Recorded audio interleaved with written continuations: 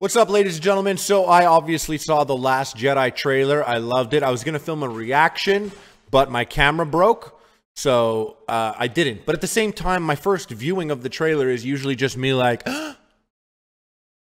then my next viewing of the trailer is me like, what? Yeah. Oh. And then the third one is when I start to come up with theories. And then the fourth one is when I realized those theories are garbage and that was stupid and I need to rewatch the trailer 50 times. And now I'm at the point where I would watch the trailer like 50 times. So let's make a fucking video about it.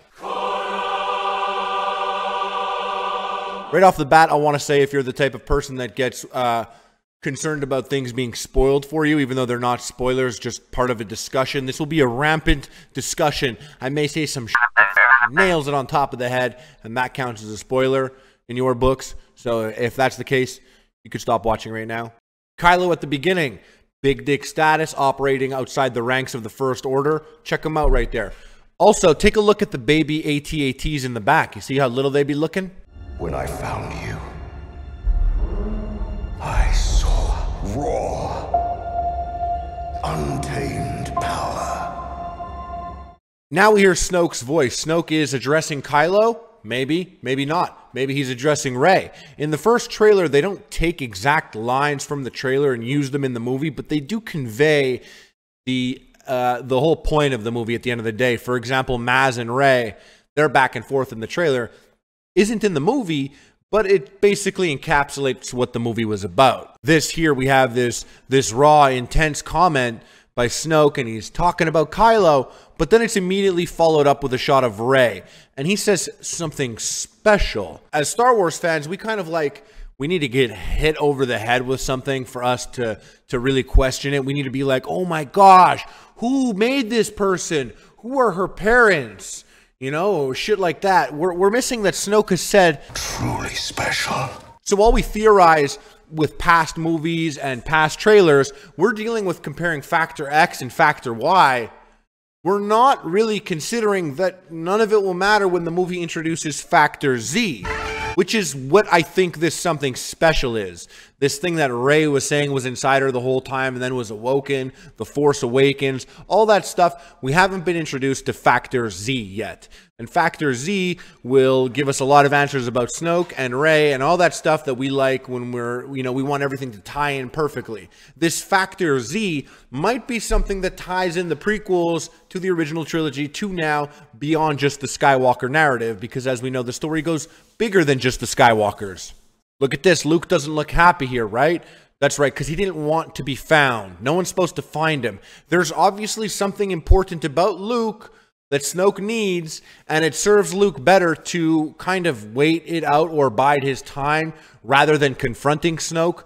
Maybe this whole aspect of him being the last Jedi, something about him is what Snoke needs, and I'll touch on that a bit later in this video. These look like crystals in this shot. You see that? That looks like crystals. Maybe this island is has a huge cave of kyber crystals. It would be of significant importance if it was. And then we see Rey here on her own. Maybe she's going to build her own lightsaber. The Journal of the Wills.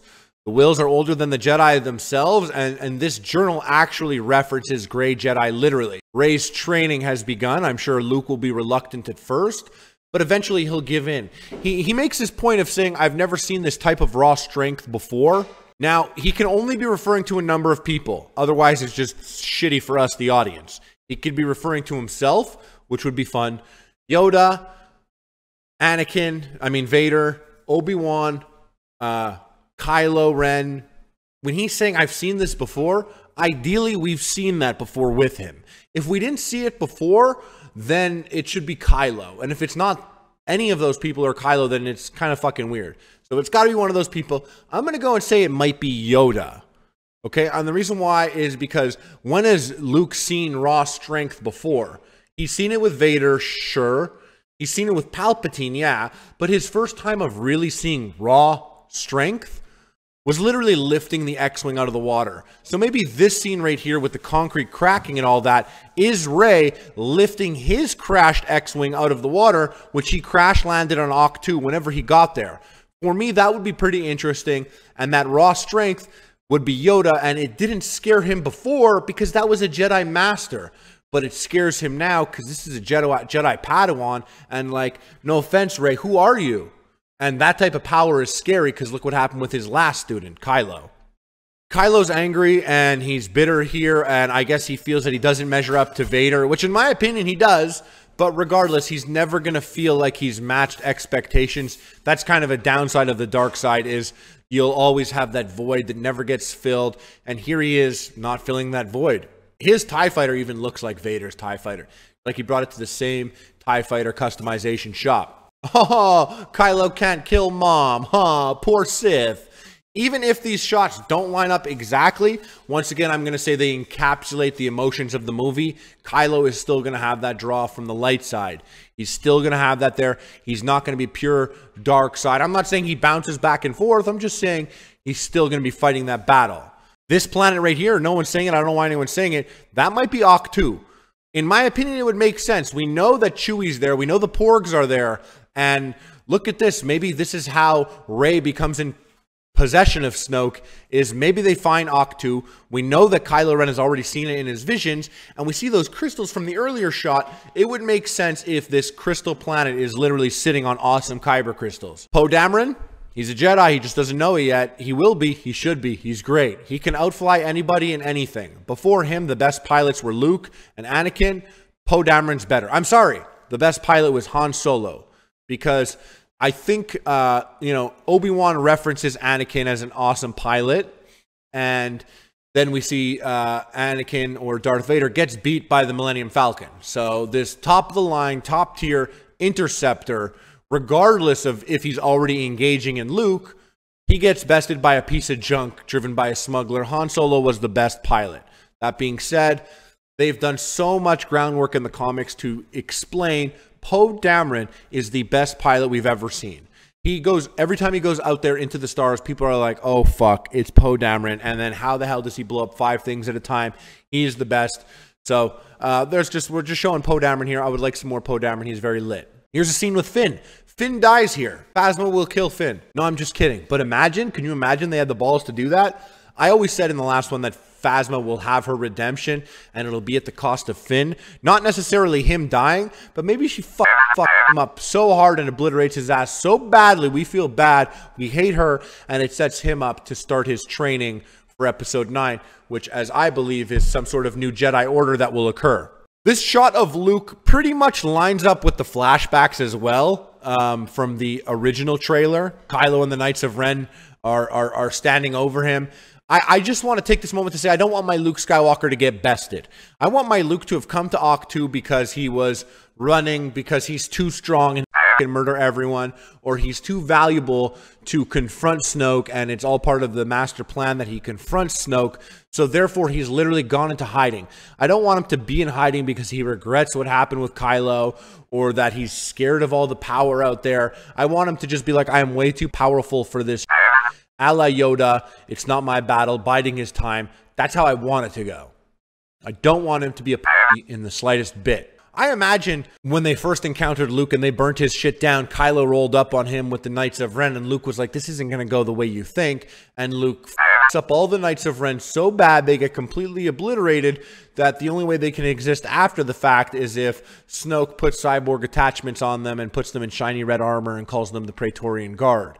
As we know in Star Wars, the coolest characters with the least amount of words are the biggest badasses that do the least amount of shit and die the worst, like getting cut in half. I'm pretty sure the Knights of Ren are also the Praetorian Guard, and I would be cool with them being all fucking disfigured and stuff because they had a run-in with Luke Skywalker in the past where he f***ed them up good.